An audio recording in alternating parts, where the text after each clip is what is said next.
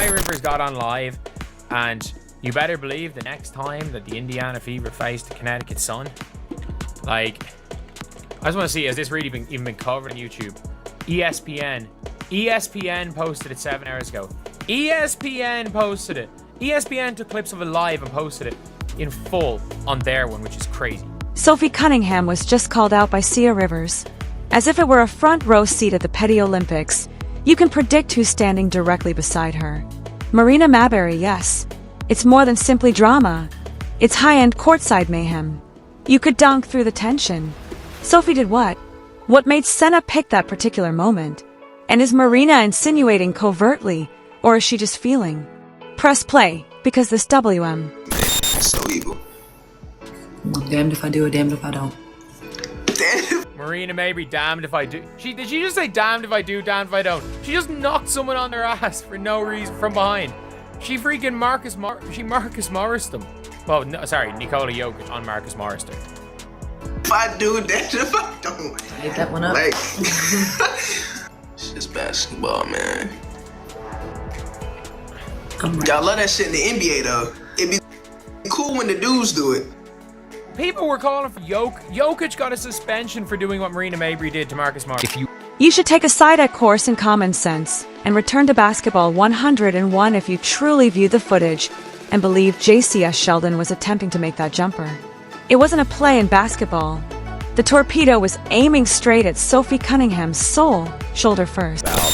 This is crazy. This is Saniya Rivers and Marina Mabrey going on TikTok after that Connecticut Sun game and lying. And this is an example. I want to go through some things with this because this is an example to me of what an absolute unprofessional cesspool the WNBA is. I know you all know that, but I still think it's important to talk about this because history gets rewritten all of the time. I just saw somebody talking about now that with the Cheryl Reeves stuff, if you saw my video, people talking about how Caitlin Clark was not playing well at the time of the selection and on, and that, again, revisionist history. I did a deep dive at the time, playing as well or better than any. In the theater of vengeance, the ball was only a prop and an accessory.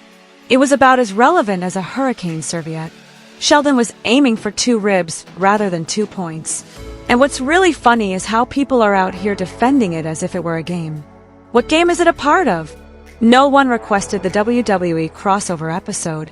First of all, there was a practice. They did their media during the practice. They pulled Sophie Cunningham aside, and of course they asked her about the JC Sheldon incident, and she stood on business. She said, this has been going on for a couple years now. Mind you, she was on the Phoenix Mercury last season, but she had mentioned that this had been going on for a couple years now with Caitlin Clark, and she was basically sending a message. Sheldon might as well have put up a linebacker's hand gesture while wearing a helmet. Instead of driving to the hoop, she charged like a red bullseye. Sophie, regrettably, was the red one. Like she was settling a score from 3 AAU tournaments prior, she displayed pure targeted intensity without any delicacy, layup technique, or eyes on the rim. 500,000 followers and such, and your jersey selling out. How cool is that for your... Yeah, you know, it's cool. It's funny what kind of people are attracted to. You know, I'm just trying to keep the main thing. That's basketball, trying to win games, sticking up for my teammates. And that's all part of it. I think all that stuff it's fun and whatnot, but at the end of the day, we need to win some basketball games. I'm just going to be me. I don't go in there trying to predetermine anything. You know, I'm dialed in. I need to focus on hitting my shots, making sure I'm executing the schemes right. I'm not focused on the extracurricular activities. And you know what? During that, it was just part of the game. I think the refs had a lot to do with that. It was a build-up for a couple of years now of them just not protecting, you know, the star player of the WNBA. And Sophie Cunningham seems to be taking all the blame, even though all she did was prepare for collision, much like a teen on a joyride would have done to a parked automobile. Sophie simply took the hit. Physics did its thing. Saniya Rivers stood close by with that I saw it all vibe. Her side eye spoke loud enough without a microphone, but others still claim she flopped or sold it. What about Marina Mabrey? Emojis and a well-timed GIF are ready to be dropped in the group chat, with the whole thing going on in the background like dramatourism. That blow had emotional momentum in addition to its physical impact. This one required a timeout and a therapy session if harboring resentment was a violation. Even after reviewing it in 3 dimensions, people will still refer to it as a They went and got Sophie Cunningham 6-year-old black belt. This is what the Bulls did with Charles Oakley to protect Michael Jordan. Watch the retaliation later by Sophie Cunningham. And again, this is inappropriate, right? No, it's what happened to basketball. If the Indiana Fever fans keep voting the way that they are, could they get Sophie Cunningham to an All-Star game? The Indiana Fever have 4 players in the top 10 of WNBA All-Star voting right now. So could we see 5? However, that top 10 is missing someone, and I think you guys are about to snub Angel Reese from an All-Star game, which is crazy. The goalposts aren't simply shifting, they've moved to a different sport. There is a significant difference between being leveled and playing rough.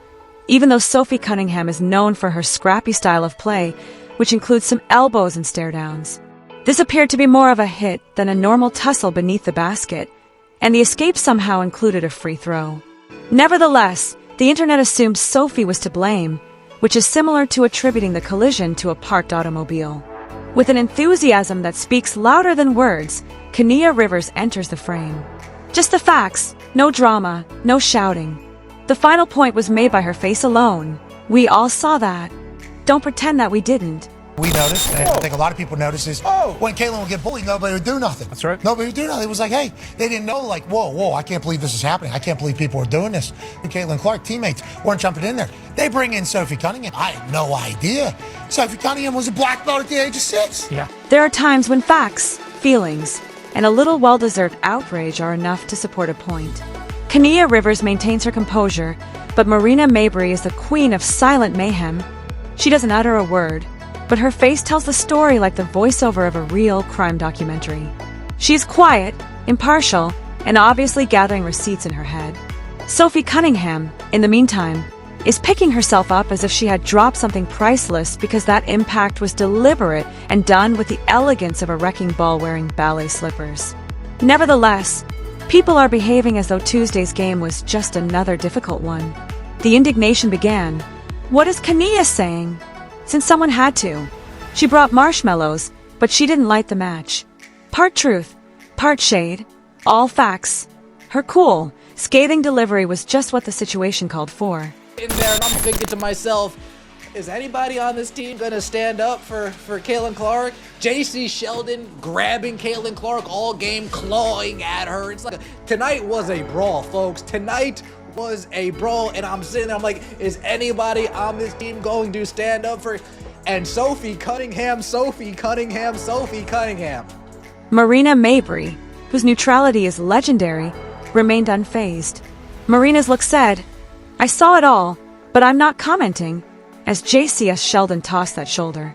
The outcry would have been enormous if Sophie had done it, but since it was Sheldon, it's only part of the game, right?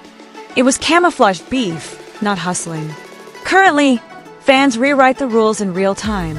Responsibility is optional, and shoulders hit harder than the regulations.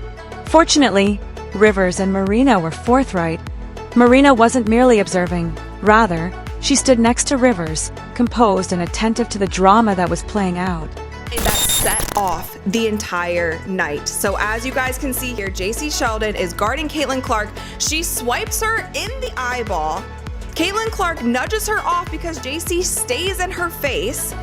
And then Tina Charles runs over and is kind of wagging her finger in Caitlin Clark's face. And then Marina Mabrey comes out of nowhere and chucks her to the floor. Now let's watch this in slow motion. Here, JC Sheldon is guarding Caitlin, swipes her in the face. There's one. Going for the ball, swipes her in the eyeball. Caitlin's gonna have to start wearing goggles. And then Caitlin pushes her off of her, like, why are you still in my face? Marina Mabrey, bat out of hell, chucks Caitlin Clark to... Marina stood there calmly, cool, and obviously unsurprised, as if she had seen it all before. Sia spoke, and I co-signed, was her vibe. Marina has been working hard since warm-ups, and this wasn't just about one hit. It was the intensity of the season spilling over. When Sophie Cunningham took over as Caitlin Clark's protector, she went from being a devoted teammate to becoming the talk of the town. Honorable? Perhaps. However, playing hero without context became a PR disaster wrapped in good intentions in a league where grudges run deep and storylines count. Thing on repeat, man. That clip where she grabbed the girl and threw her down, so foul.